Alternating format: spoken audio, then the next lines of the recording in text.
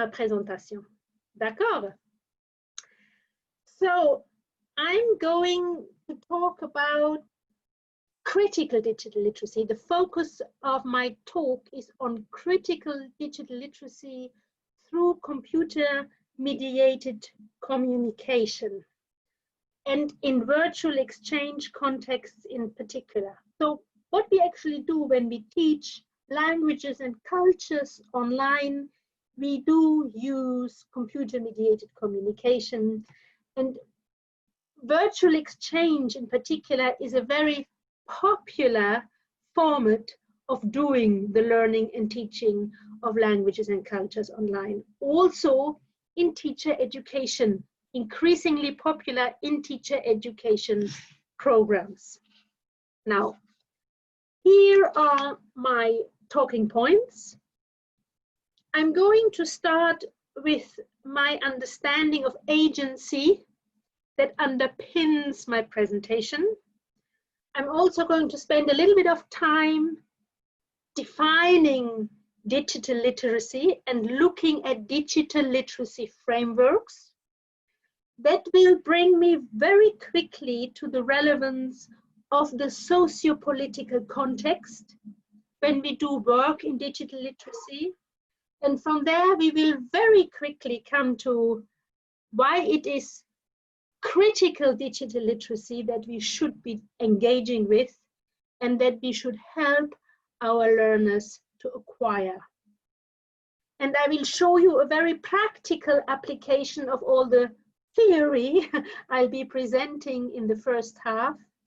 I will show you a very practical application of all of this in the second half of my talk in the context of the Evolve project. It is an EU Erasmus Plus funded project, and I'm going to talk about first results, share first results from this project with you. Everything okay so far? Does it okay? The speed, the rhythm, the music, everything is okay? Good. All right.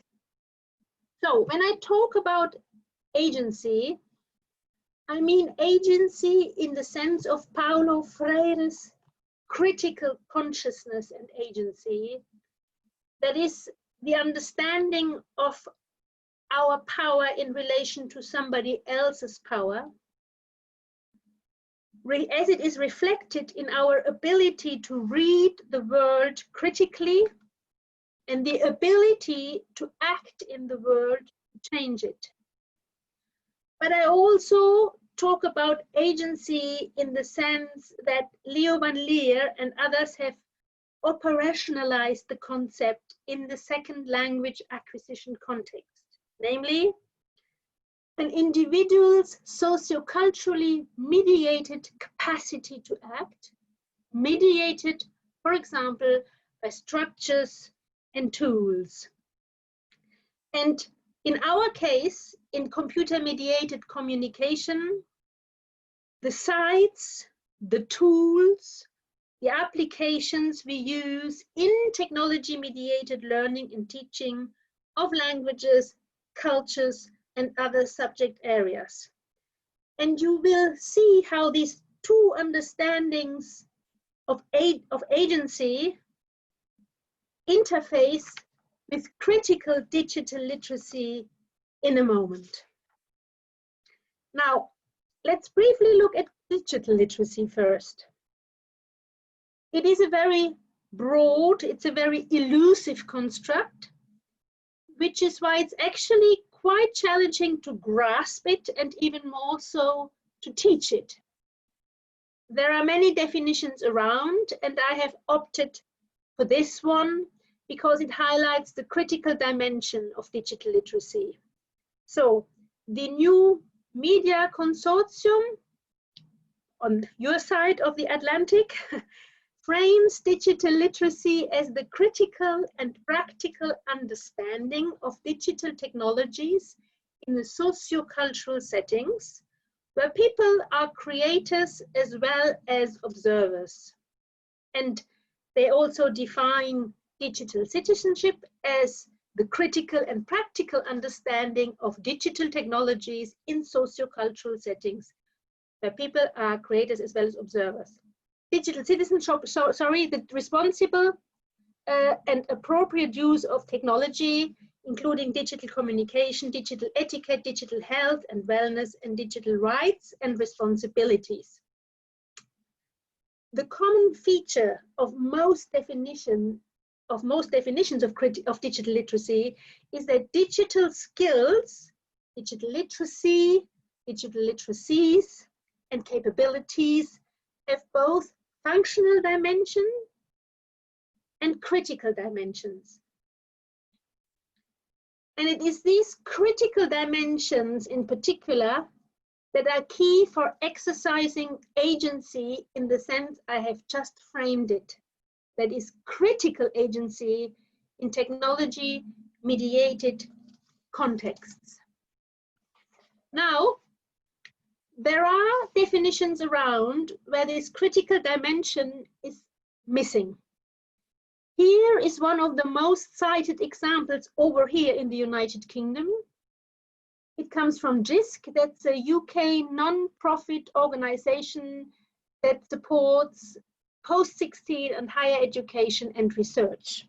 Now they offer a slightly simpler definition. What do they say? Digital literacy are the capabilities which fit an individual for living, learning and working in a digital society. And please, I have bolded this little word fit, keep it at the back of your mind, we'll come back to it. And again, with their definition of digital literacy, they also offer a framework, a digital capability framework, which covers the elements that you see on the slide. ICT proficiency, information data and media literacies, but also digital identity and digital well-being. Fairly comprehensive framework, actually. Now, let's pick with these attempts capture digital literacy in frameworks for a moment.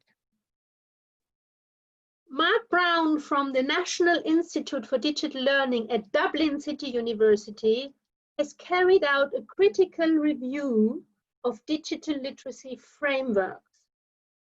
And he says that yes, indeed, there are many models and frameworks across Europe, the UK, and Northern America, frameworks that aim to capture the nature of digital literacy and suggest ways to intervene to produce the skills and competencies which are considered necessary to live, learn, and work successfully in the knowledge economy. A lot of buzzwords.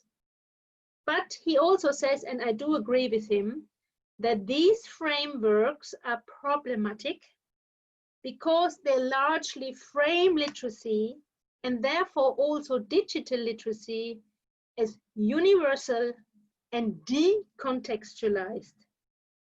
And this is also the reason why these frameworks are often being criticized for being instrumentalist, despite the fact that some of them do include critical dimensions, as we've seen. The real question is, how do such frameworks get interpreted and taken up in practice? So, properly contextualized digital literacy provision, he says, needs to be anchored in real life contexts. Very obvious. Yeah? And this is where, in my view, we as researchers and as practitioners of computer-mediated communication, as practitioners and researchers of telecollaboration and virtual exchange in particular, need to step up our game. Because telecollaboration and virtual exchange does exactly that. They offer real life contexts to our learners, and they are by default mediated by technology. So my argument is that we are in an ideal position to foster among our learners, to promote in our learners critical agency and the development of critical digital literacy through telecollaborative work. You still with me? All okay? Good. Feel free to interrupt me, okay? I don't mind going over something again. If you would like to hear it again, I happily do that. Now, if we commit ourselves to doing this work, if we commit to fostering critical digital literacy skills development in our learners, it does require that we as educators not only aware, but are also willing to foreground, to bring to the fore the socio-political context or contexts within which we ourselves and our learners are operating. Now, this is not new, and it's not me who has said it for the first time. Our colleague Mark Pigram from Australia has said this a decade ago. He has pointed this out with regard to technology in teacher education in particular. It is imperative, he says, that teacher training covers far more than technology and pedagogy. Educators need a clear sense of the social and socio-political embeddedness of technology. Technology is not neutral. Technology is socio-politically loaded from the moment we are using it. So why is this addition, this awareness of the socio-political embeddedness of technology? Why is it so important? Let's come back to what Mark Brown says. He very clearly has recognized that any definition of literacy, and therefore also any definition of digital literacy, is inherently political. Second, most efforts to propose definitions and develop models and frameworks of digital literacy are disconnected from the wider socio-political debates, and they underestimate the importance of the situated nature of any educational practice. And finally, most models and frameworks ignore some of the drivers and even contradictory discourses that come with that ultimate goal of preparing more digitally skilled learners, workers, or citizens. All this serves somebody's interest. This is not politically neutral work. And we as educators need to be aware of that, and we need to help our learners to gain an understanding for this. So Mark Brown goes even further. What he points out, what is often ignored, he points out, is a very uncomfortable reality. If digital literacies are core, if they are essential to what it means to be an educated person in the 21st century, then our thinking needs to go beyond preparing people to fit, here it comes back, preparing people to fit the type of inequitable and socially unjust societies we have created over the past century. That's why he calls for critical digital literacies, and he uses the plural on purpose, which challenge us to reshape and reimagine our societies. And he goes even further. He says, as educators, we will fail to serve future generations if our definition of digital literacies does not help to produce a sense of agency, both with and without new technologies, to disrupt a world where 1% of humanity controls as much wealth as the bottom 99% of the population.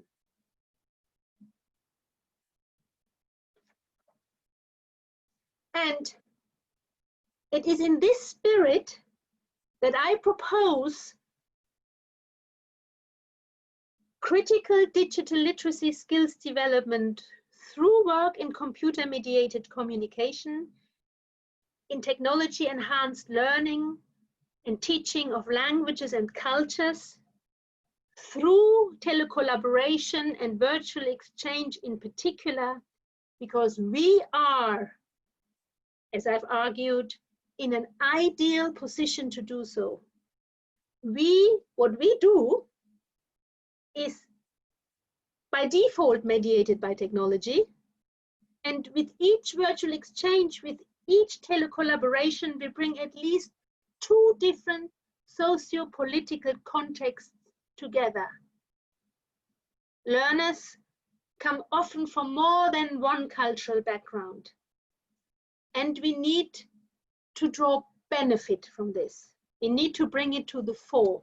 We need to bring the socio-political context within which we are operating, within which our learners are learning, to the fore.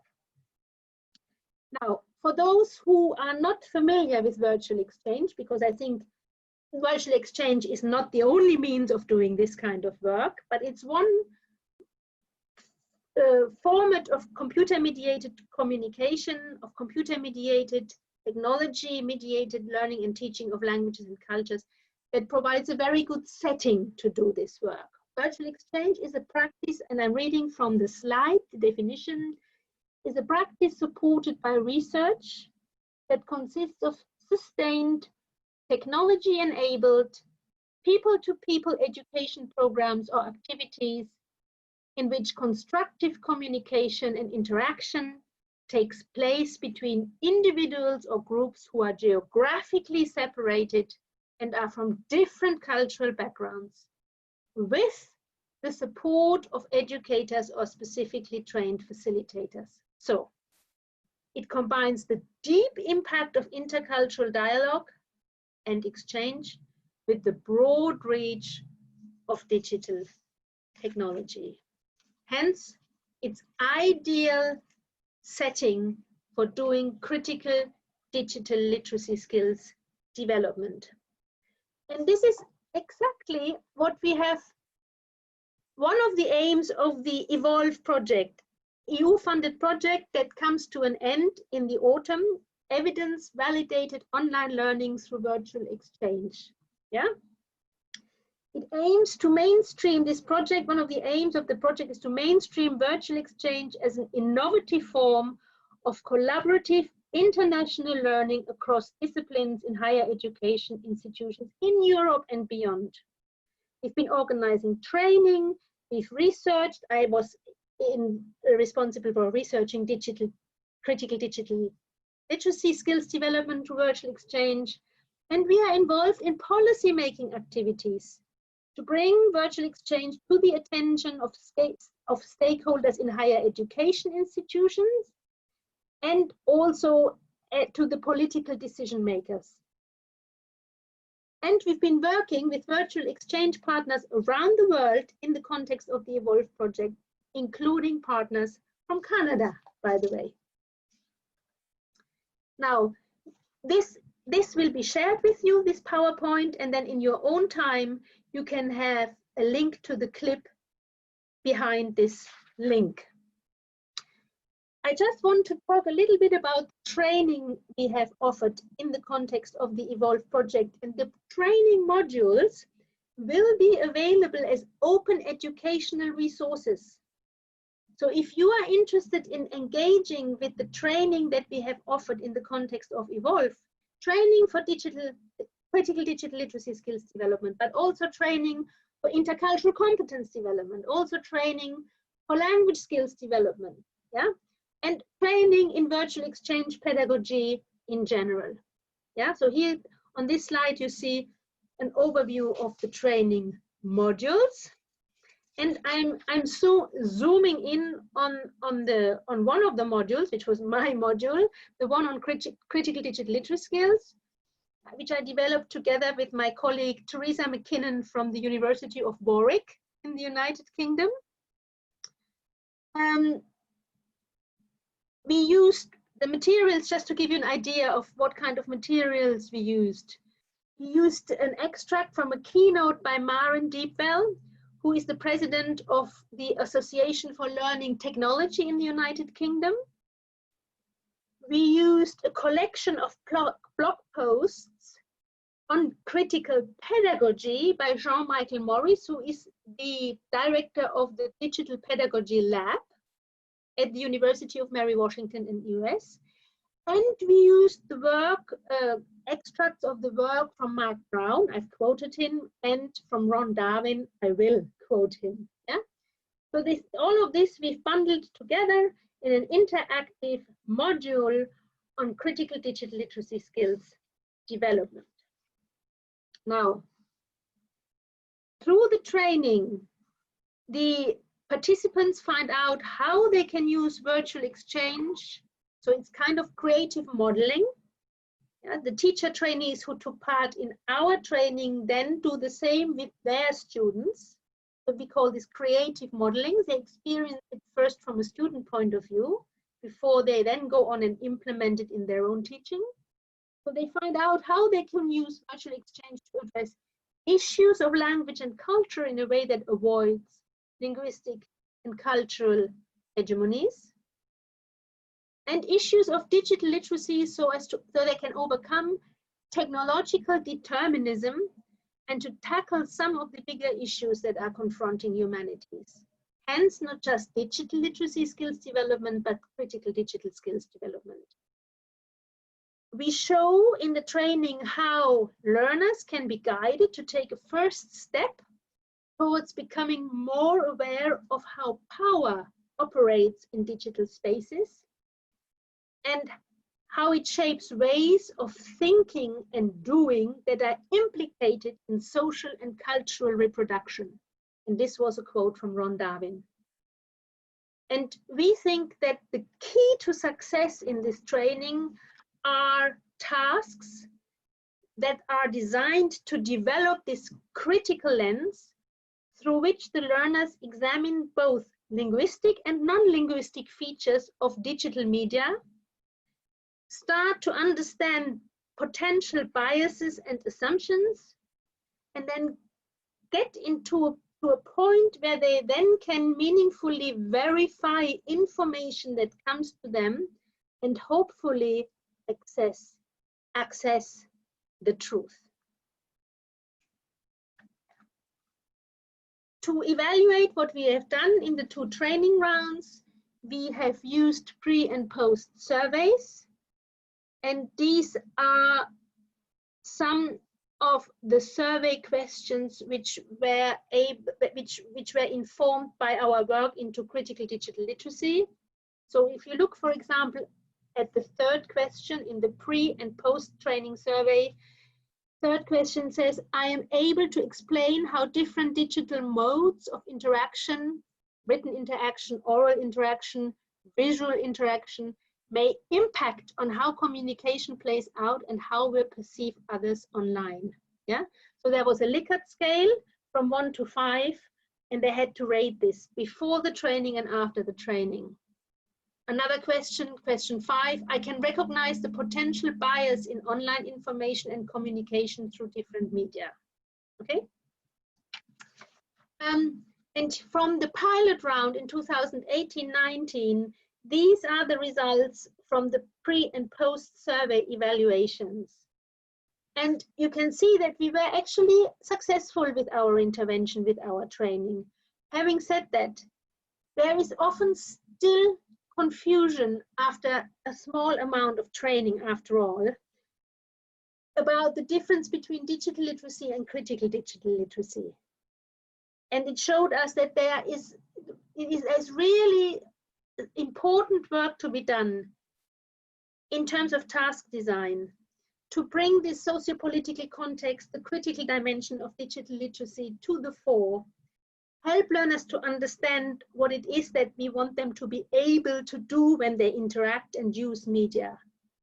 It doesn't happen by the by. Being tool savvy or being tool comfortable has got nothing to do with it. And critical engagement with media, social media in particular, is quite a challenge. It is not something that young people do easily. which has got nothing to do with the fact that they very often feel very comfortable with using the media, but then being able to do informed, critically reflected things with these media is a very different ball game. So we've also asked the trainee participants and then subsequently their learners, and they then implemented virtual exchanges, telecollaborative projects with their learners, to use a bespoke e-portfolio. And if you are interested in having that e-portfolio, if you may even want to use it, it comes with a Creative Commons license, and I can also share that with Robert, and then he can share it with you. So for example, one of the triggers, one of the prompts in the e-portfolio is, give one example that illustrates that you have critically engaged with computer-mediated communication. That is, that you have considered how the channels of communication used allow you to interact with others, the different ways these channels prevent you from interacting with each other, and what impact this has on how you perceive the other online. Yeah, all this is critical digital literacy. And I also wanted to show you a concrete task example. So these are people who took part in the training, educators who took part in the training. They found each other and they then implemented a virtual exchange project together. So this was a trident. So there is a colleague from a university in Buenos Aires, Argentina, a colleague from Malmö University in Sweden, and a colleague from a university in Poznan University in Poland. They brought 3 cohorts of students together in a virtual exchange, and they created this project called Reading the City, Popular, Personal and Critical Perspectives on Urban Life. And they also used the project as a vehicle through their task design to develop the participants, the learners' critical digital literacy skills. So I just would like you to look at this. This project encourages you to develop your critical, creative and digital skills by collaboratively studying the city as text. The focus is on critical multiliteracy and the promotion of intercultural communicative competence through first-hand experience of virtual exchange in cross-cultural groups. The task sequence involves popular, critical and personal studies of place. You will explore the potentials of multimodal meaning making by comparing and discussing official visitor websites depicting your respective cities. First, you focus on the particular stories and values that these websites promote. Then you select and share some examples of how your cities figure in the news, in aesthetic texts such as literature, poetry, or music. The aim is to identify some controversial issue or issues specifically linked to your city. This could concern topics such as segregation in your city, poverty in your city, crime in your city, different kinds of prejudice and pollution, etc. And then in the final step, they created their own websites, projecting their own views of their cities to their virtual exchange partners. Mind-boggling project. And on top of everything, they could claim that they also aligned the work they did as educators and the work their students did with one of the United Nations Sustainable Development Goals, namely goal number 11, make cities and human settlements inclusive, safe, resilient, and sustainable.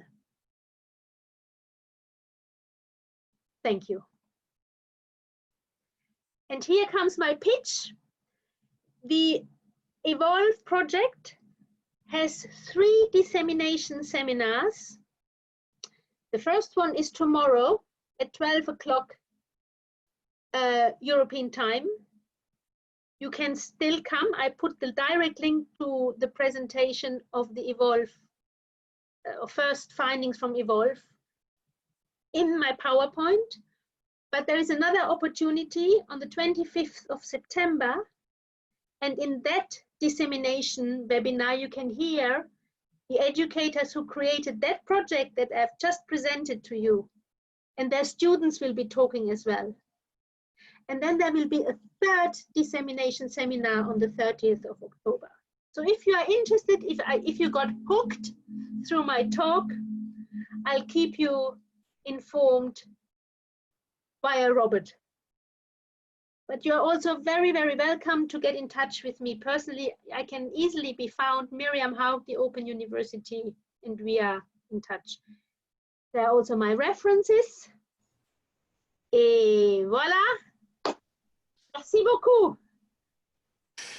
In multiple language, Mireille Hamel a une question. Je vous passe Madame Hamel tout de suite. I'm hooked. Very good. Very good.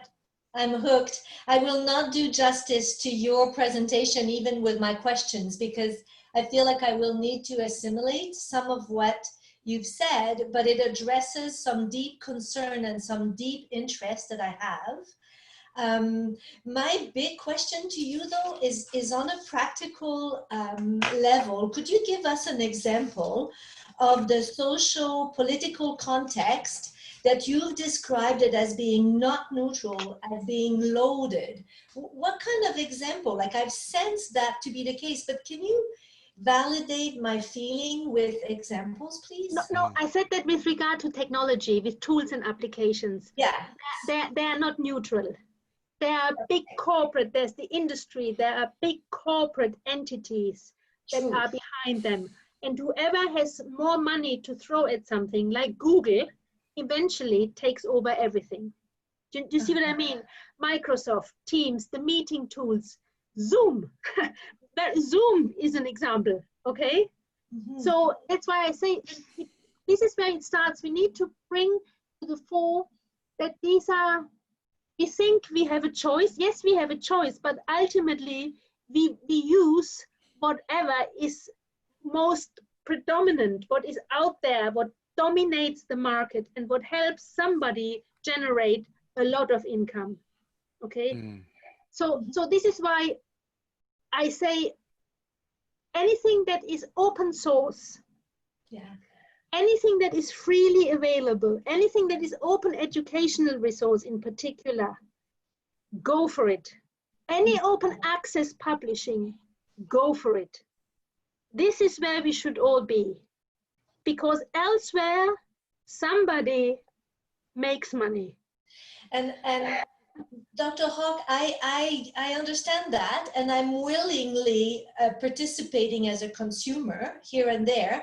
But the part that interests me is, what are the bias? Like, how is my consumer gesture or action being controlled or impacted by the tool I use? I mean, a very practical example is what they call spiders. So when you use Google and you don't have a Google Suite, what's called a Google Suite, which is a password protected private environment, which follows all GDPR, you know, general data protection rules.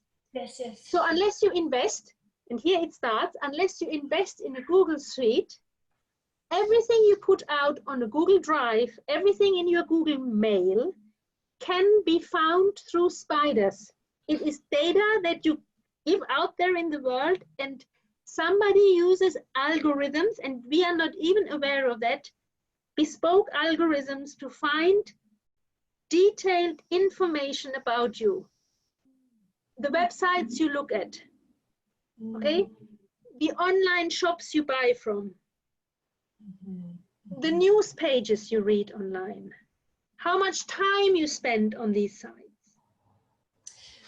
So as a teacher, you've said that our role was instrumental. We have an important role to play to impact decisions. So How do you see that? How, like, I understand our relationship. No, awareness. It's first of all, I see. I mean, okay, we can't. It's a big mission, and we can only contribute to a certain degree within our remit.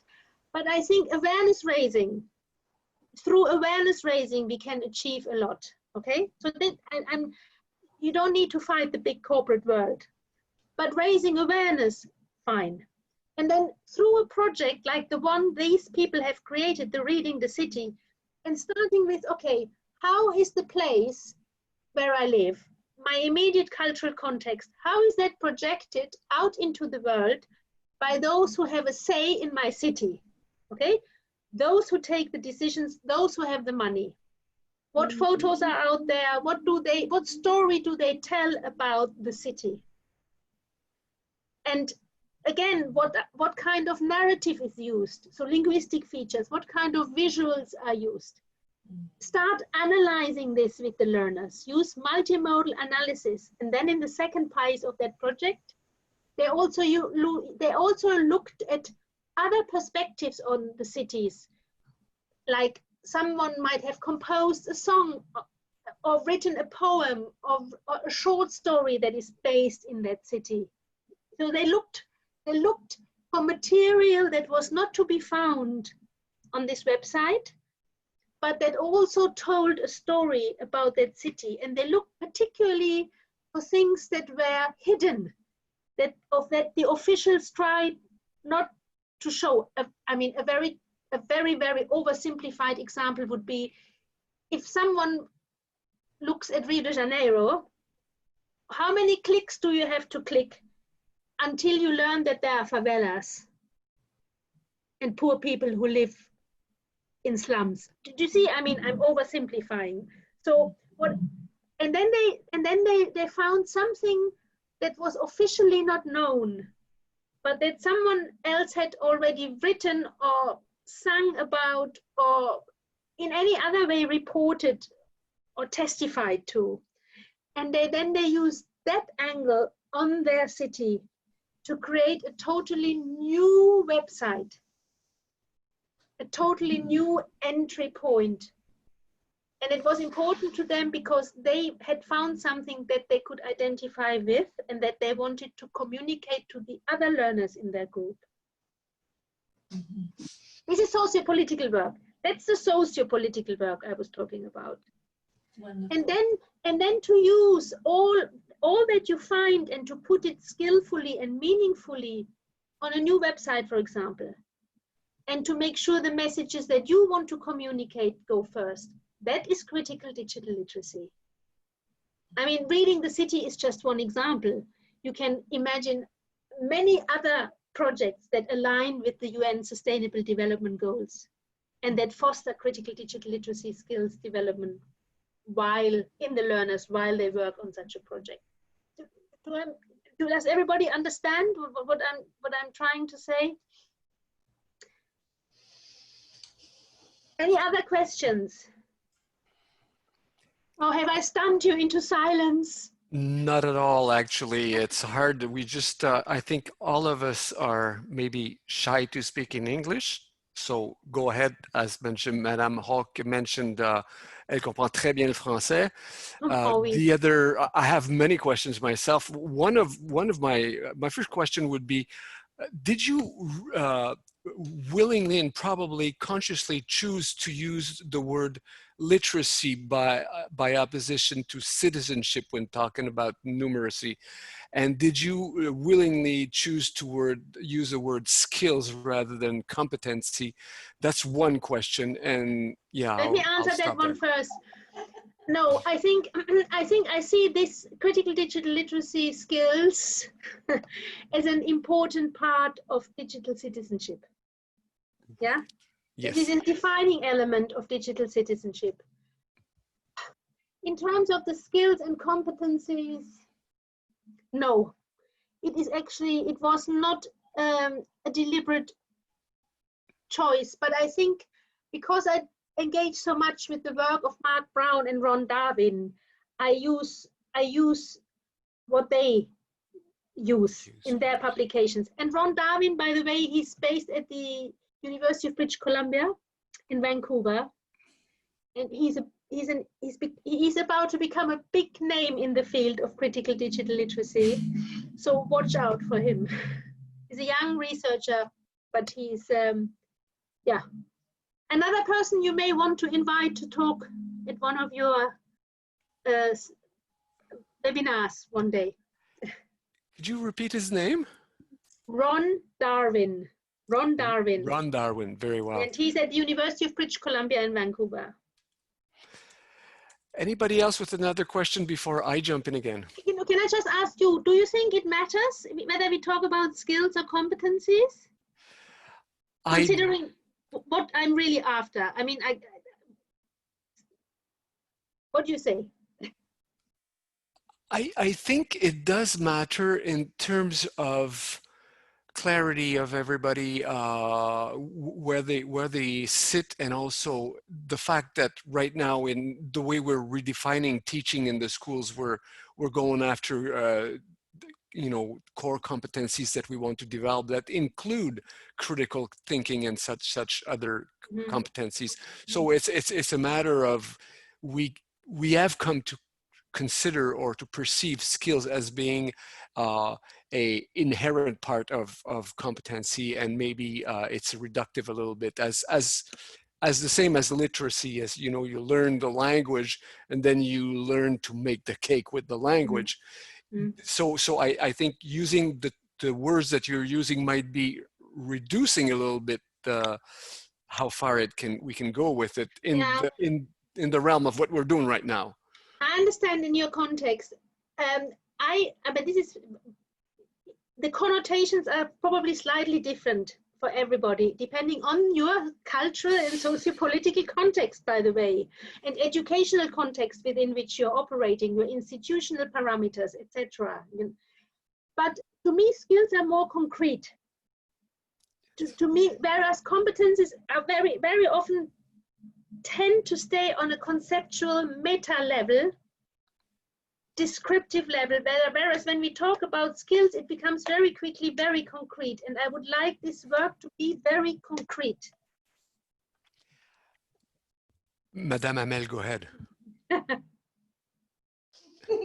I'm sorry, guys, but if you don't take the microphone, it might just be me for a while here. Go for it, fine. You've hit my sweet spot. I don't fully grasp everything, but I'd like to share something with you just to see again, to validate if I'm on the right track. Radio-Canada has just published a series of 11 podcasts of about 20-some minutes about First Nation and how they want to redefine their history, their past, one word at a time. Do you everyone know about this? No? So here it is, and it's they want to bring forth their vision of the history. So they're taking one word at a time, and they analyze it, critically analyze it, and they bring their lens and their perspective on the word, and they do it, like I say, only one word at a time. So would that be a process that you would call concrete and valid in that attempt?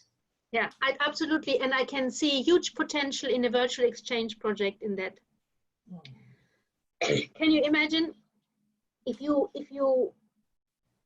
get your learners to engage with that, what you've just described, and your partner teacher who is somewhere else in the world, geographically distant time zones, etc. I mean, there are many things that come into play that need to be taken into consideration. But if you found a virtual exchange teaching partner somewhere else, and that person asked their learners to research whether there has been ever a similar effort made around native people in their country, yeah, or if it hasn't been made, would that be something that should be happening? Could the virtual exchange project be around kickstarting that in, I don't know, Egypt or wherever? You know, we've done a lot of work recently in Erasmus Plus virtual exchange with the MENA region, bringing people from Middle East and North Africa, teachers, classes in contact with people from the north of the Mediterranean, the rest of Europe, and also North America and elsewhere in the world. So can you imagine if something like that became part of an exchange? And then also you use something like virtual poster tools or storyboard tools. That is critical. That's the critical digital literacy, to make this work tangible, presentable, visible, audible to audiences who otherwise would never get access to it. Beyond the immediate value of it in the exchange. It's the multifaceted in that kind. I'm going to pause if someone else has another question, but I have another one. I just want to say, the more you think laterally, the more you think outside of the box in virtual exchange, the more you are even willing to engage with a virtual exchange partner from another subject area to create new curriculum together, the more mind-boggling, mind-blowing, and engaging are these telecollaborations for the learners and for you and your partner teacher while creating this. I love the approach. It's global, it's international, it's multi-dimensional. I would just like to be curious, because I was very grateful to Madame Hamel. Well, thanks to her, she posted the link in the chat. Thank you. Yes, and we're gonna share that with everybody after. I would be curious to know, because when she asked an example, you answered not the way I was thinking. And to me, the example, that's something that I was after also. And I was thinking more along the line of how a video camera and the omnipresence of technologies in the world do change the world in which we're living right now. And I'm just thinking about the Black Lives Matters and I can't breathe and everything what's happening right now in the world. I'd like to hear your comment about that. Is it linked to your work in any way? Or? It is, of course. But and the first dimension of it is who really has access and to what. Okay. We are in a privileged position in the Western world, but that of course has also the advantage when such big injustices happen now, this big horrendous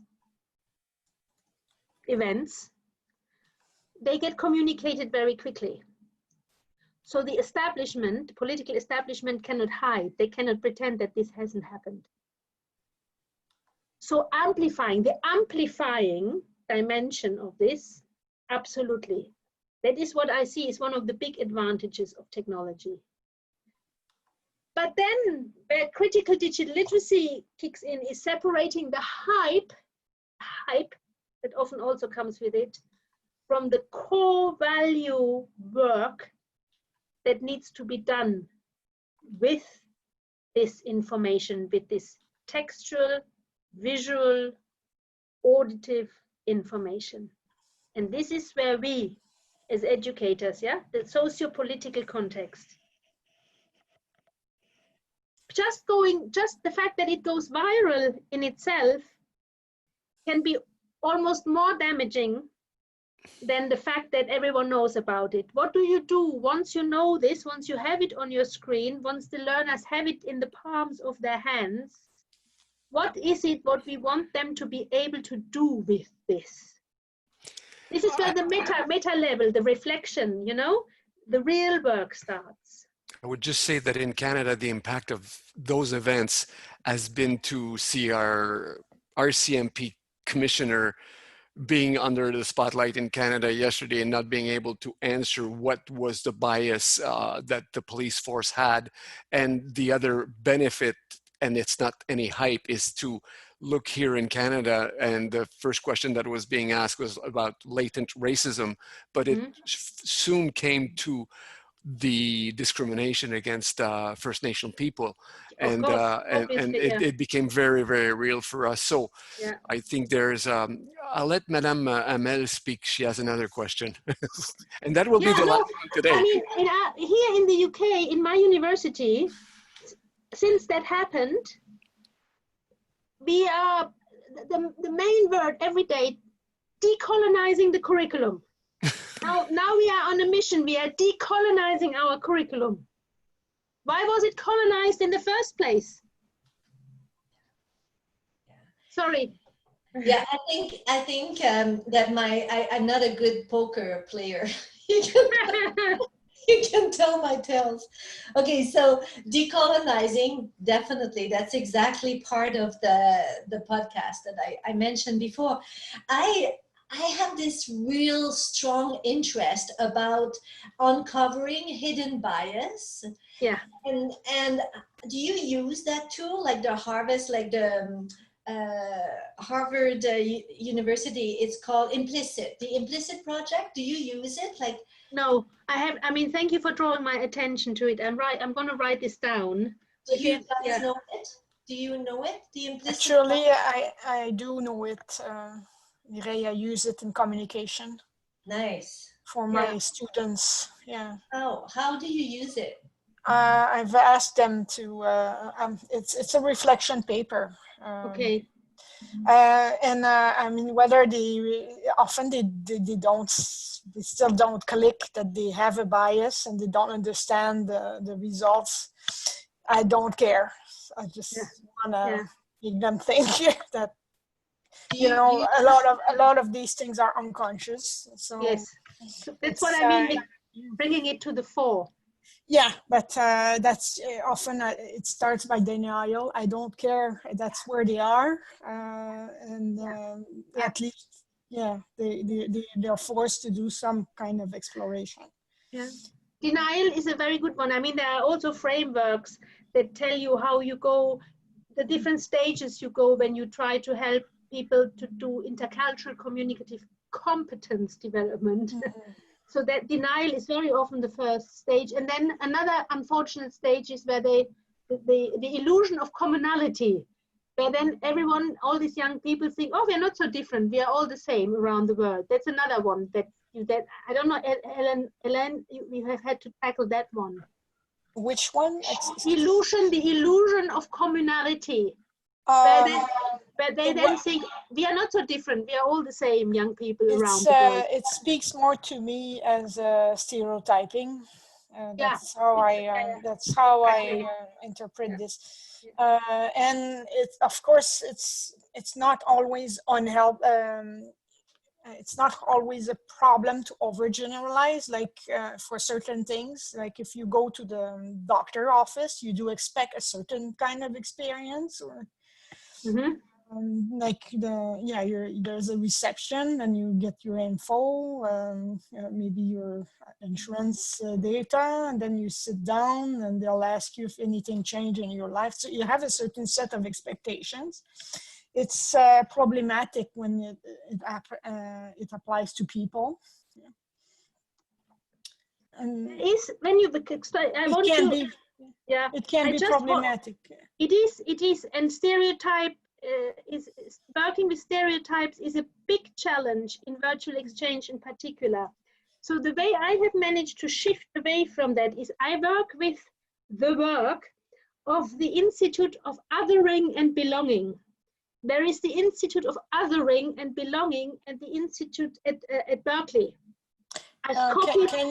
Can you forward some? Okay, thank you. I see it. Okay. Yeah, I copied it into the chat. I strongly recommend to engage with the work of that. And instead of stereotypes, I use concepts like othering, because that's exactly what it is. Yeah. Really. I'll have to find the French translation for that. Yeah. And because, make no mistake, because it's also hailed as the solution, internationalization of the curriculum, doing telecollaboration, doing virtual exchange. Very careful.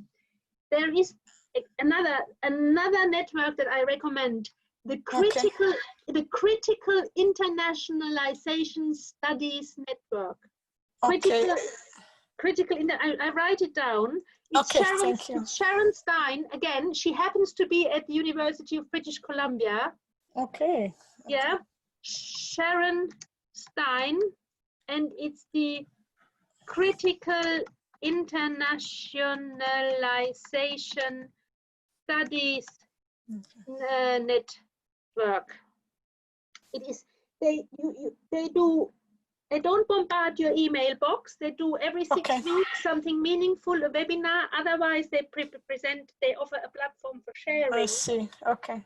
But it is exactly in the same kind of line of thinking that I talk about critical digital literacy in internationalization of the curriculum.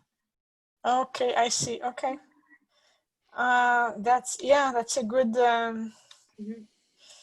yeah. Well, we're going to have to wrap it up here because I see Madame Hamel has another question, but we don't want to hear it because it's going to take us to the end of the day and it's late in the UK right now. I think we'll have to invite Mrs. Madame Hoke again because this is fantastic. It's taken us somewhere I didn't think we were going. So on behalf of everybody here, and it's a small audience, I think because of the time of the year, Madame Hoke, thank you so much for being here, sharing your passion, and we will use your invitation for tomorrow and send it through our network to everybody as the work that's coming up with the publication of this recording on our website. So thank you so much. Otherwise, you can just go to the Evolve. I just type it. If you go to the evolve.eu project site, you find also the announcement, but that link I have given you because registration is officially closed. But if you put the link, use the link I put in the PowerPoint, you can also click in if you want to. Privileged access through the REFAD. Thank you so much. We like that. Cool. Merci beaucoup de m'avoir invité. Et le temps que vous m'avez donné et l'inspiration. C'est une superbe conclusion à notre série d'ateliers, Madame Hoke. Merci tout le monde. Au revoir. On vous retrouve en septembre prochain. Merci. OK. Bye. Bye bye. Au revoir. Au revoir. Au revoir. Merci.